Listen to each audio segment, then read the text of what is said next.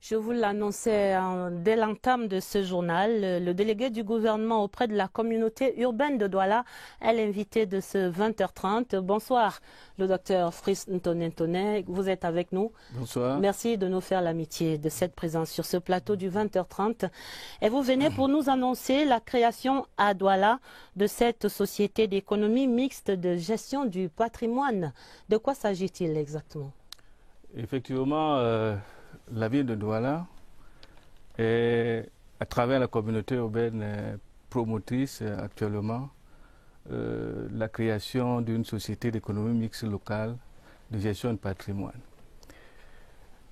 C'est une étape logique qui fait suite aux exigences ou alors aux recommandations du nouveau plan directeur d'urbanisme et les plans d'occupation de sol, document qui a été approuvé en août 2015 et qui met en place un certain nombre de mécanismes pour qu'on assure à Douala le développement harmonieux et durable à l'horizon 2025.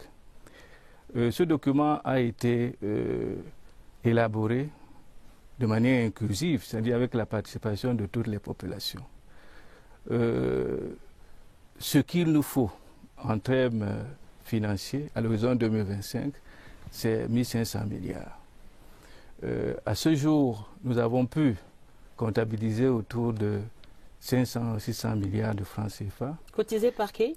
L'État, le secteur privé, et les partenaires au développement.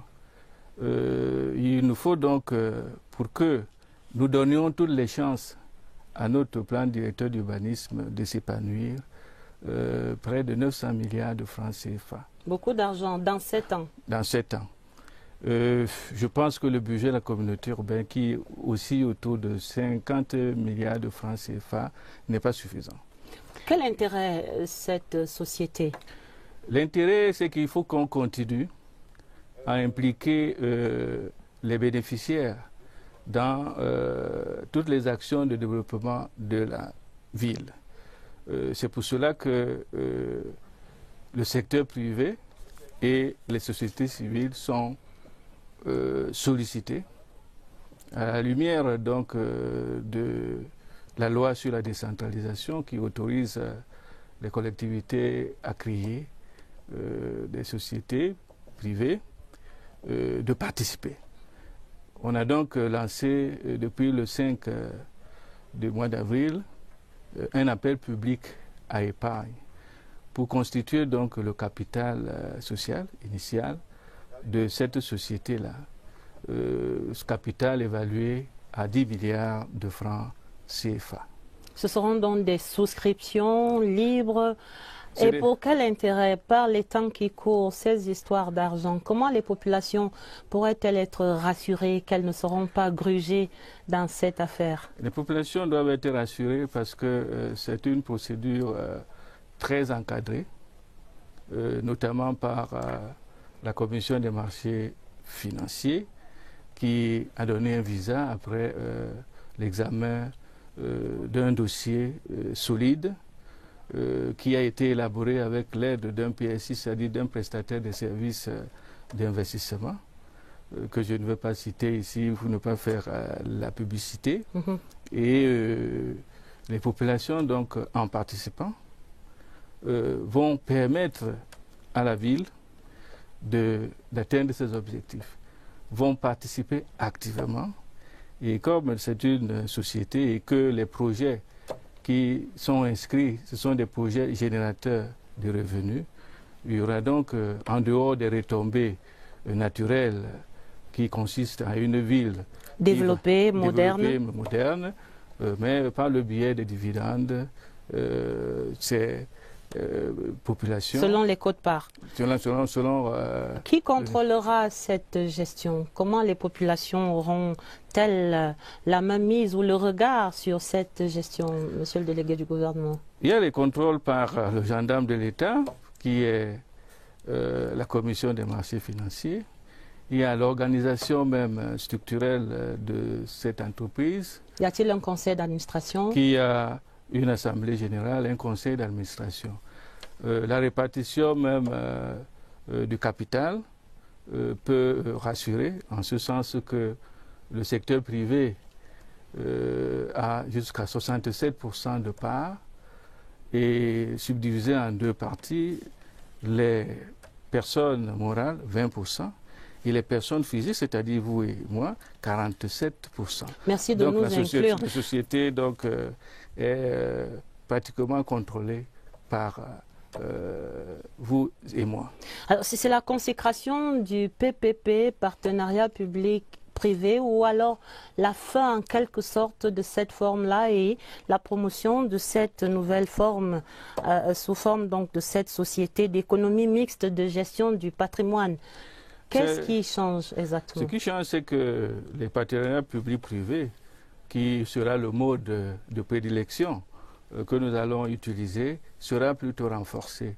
Parce qu'un partenariat public-privé à contact direct met en présence deux entités qui n'ont pas les mêmes méthodes, deux entités qui n'ont pas les mêmes maîtrises d'une ingénierie financière et technique. C'est pour cela que la ville, à travers la communauté urbaine,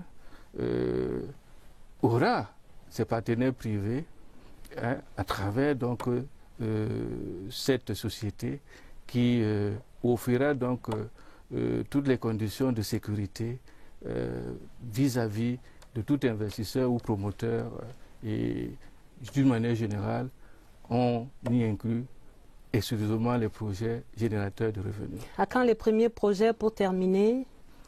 Pour commencer, nous avons 3 projets pilotes. Le marché de New Daido, le marché de Bonamou Sadi et le parc de loisirs de la Besseke. Ainsi validé par les populations aussi? Validé par les populations, validé par la commission des marchés financiers. Alors, c'est futuriste tout cela. Nous vous souhaitons bon vent dans ces grands projets pour la ville de Douala, monsieur le délégué du gouvernement, et beaucoup de courage. Merci beaucoup. Surtout, avant de se quitter, il faut quand même noter que la période de souscription est en cours. Elle finit théoriquement... Grande information, appelle la contribution. Voilà, elle finit le 22 mai. D'autres personnes hors de la ville de Douala, d'autres Camerounais pourraient venir souscrire ou ça concerne seulement les Doualais, comme on dit à Douala? Au nord, sud, les Camerounais de la diaspora, tout le monde, puisque la capitale économique est pour tout le monde. L'action, c'est 10 000. Le minimum, 10 000 francs CFA. Le minimum, c'est 15 actions, c'est-à-dire 150 000 francs CFA. Les associations sont aussi les bienvenues parce que nous tous, nous sommes dans les associations et nous savons que c'est les milieux par excellence où l'épargne est constituée, cristallisée. Voilà donc une occasion de faire fructifier l'épargne et d'une manière ou d'une autre, la vie de l'association ne peut que bien se porter. Avec des garanties, vous l'avez dit. Merci.